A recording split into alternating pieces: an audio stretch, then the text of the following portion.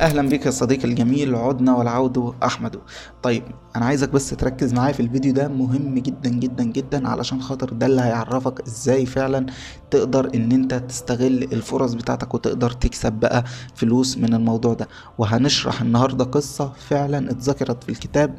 حرفيا القصة دي مهمة جدا جدا جدا، فركز معايا وحضر قهوتك الجميلة. لو انت بتتفرج عليا الصبح، حاول تخلي القهوة بتاعتك الكافيين بتاعها زيادة شوية علشان تقدر تصحصح. ولو بتتفرج عليا بالليل، مش محتاج اقولك خلي القهوة بتاعتك دي كافيين علشان تقدر تنام بسلام وامان وما يطلعلكش عفاريت بالليل. يلا بينا نبدأ.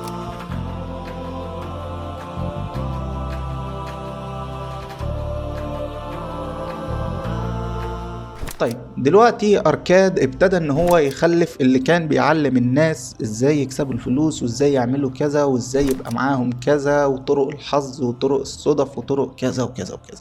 بدأ أركاد إن هو يخلف، وبقى عنده فعلا شاب ابتدى إن هو ينشأ ويترعرع مع والده أركاد. كان اسمه الشاب ده نوماسير، احفظوا الاسم ده كويس لأن هنذكره كتير الفترة دي. تمام. كان أركاد عايز إن هو يخليه يورث الورث بتاعه، ولكن مش بكل سهولة كده هيديهوله. فأركاد حب إن هو يحطه تحت اختبار معين، علشان خاطر مش هيديله الثروة دي كلها وفجأة تطير من إيده، زي ما كان معظم الناس في بابل بيعملوا، بيمسكوا الفلوس فجأة تطير من إيديهم.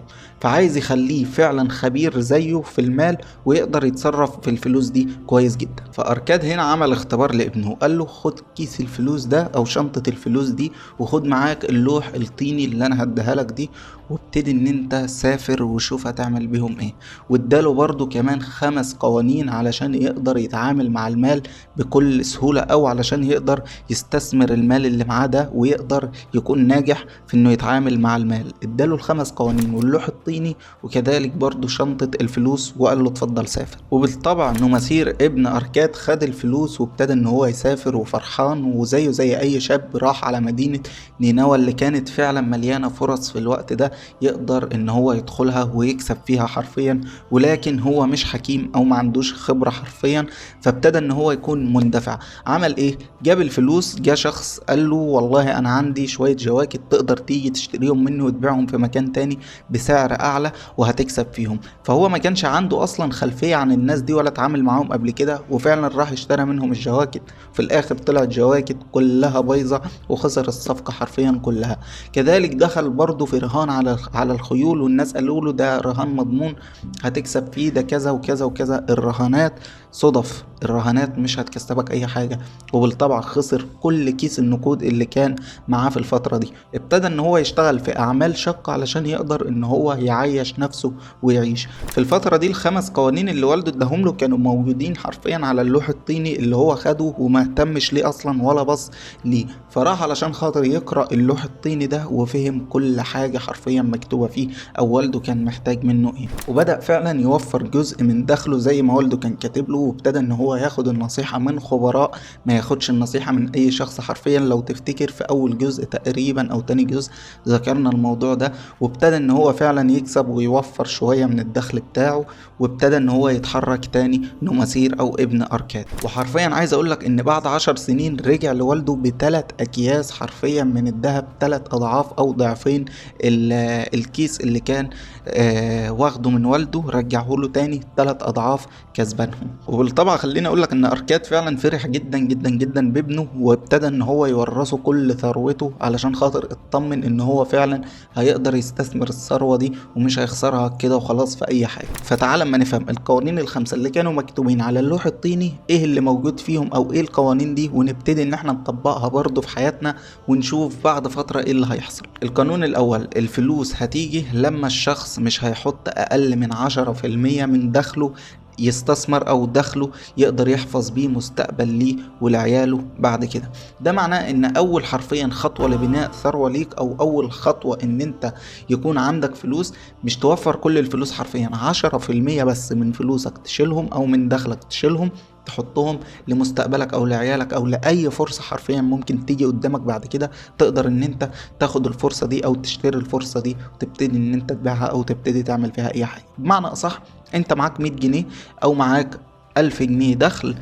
100 جنيه مثلا منهم دول استثمارات وحاجات ممكن ايه تحصل قدام، او صدف ممكن تيجي قدامي في اي وقت اقدر ان انا اتعامل بيها. تمام. القانون التاني، الذهب بيشتغل للشخص فعلا اللي بيقدر ان هو يشغله، او لصاحبه الحكيم اللي يقدر فعلا ان هو يستثمره او يشغله صح، بمعنى اصح.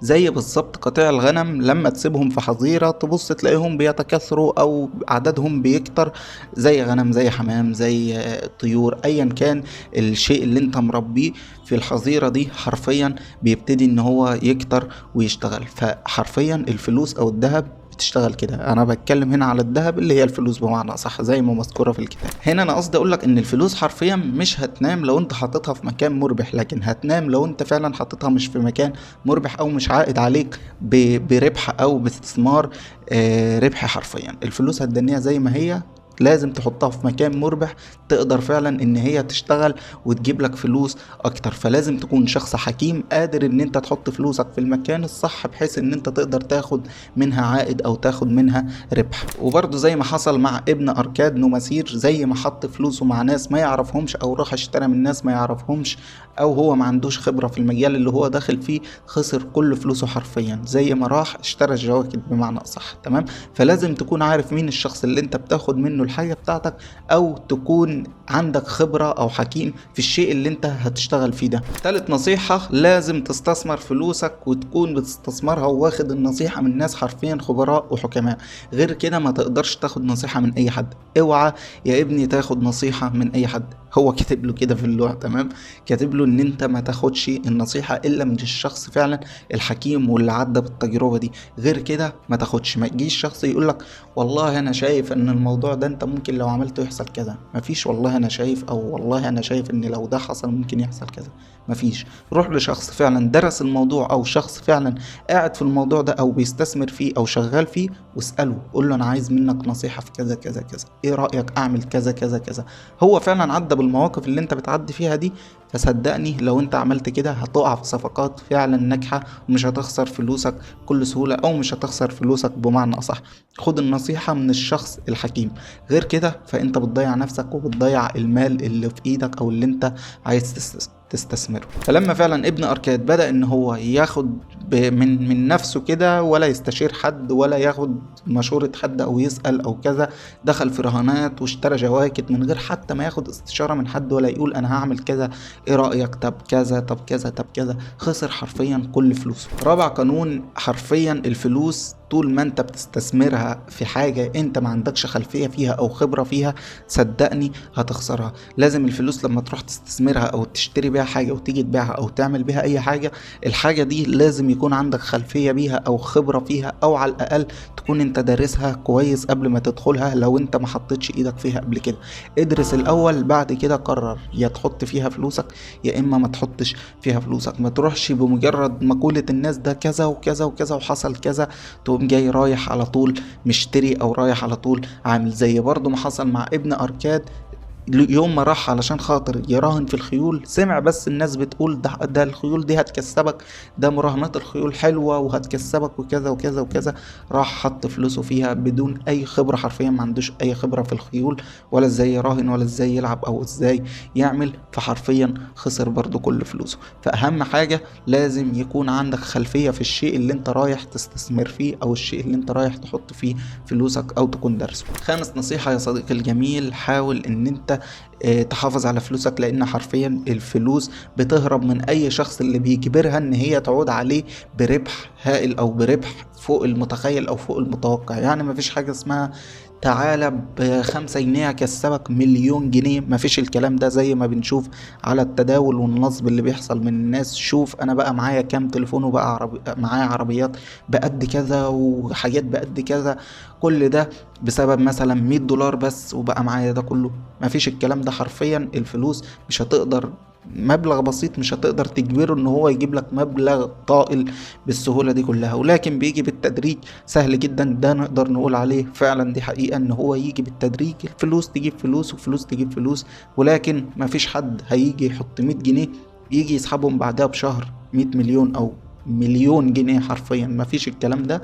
لازم تقدر ان انت تستثمر الفلوس بتاعتك وتستنى وتغتنم الفرص الصح وما تستعجلش خالص. واحدة واحدة صدقني كل حاجة هتبقى زي الفل، وهتقدر ان انت ترجع بعائد او باستثمار كويس جدا. وفي الاخير الفصل ده بيعرفنا ان فعلا الثروة مش حظ، ولكن هي عبارة عن نظام. لو انت طبقت فعلا القوانين او مشيت على القوانين اللي انت لازم تمشي عليها او النظام ده، صدقني والله هتوصل للهدف اللي انت عايزه. ولكن هي مش حظ خالص او مش صدف خالص، هي عبارة عن قوانين وفرص تقدر تستغلها صح هتكسب، مش هتقدر تستغلها وتطبق القوانين صح صدقني هتخسر كل حاجة. وبس كده يكون فيديو النهاردة خلص او الفصل خلص، وان شاء الله يعني مش هنطول، فاضل بس 2 شابتر وننهي على الكتاب ان شاء الله. اغنى رجل في بابل. ابعت بقى الفيديو لزمايلك علشان خاطر يستفادوا، فالدل على الخير كفاعله. ما تنساش ان انت تعمل لايك شير سبسكرايب، والسلام عليكم.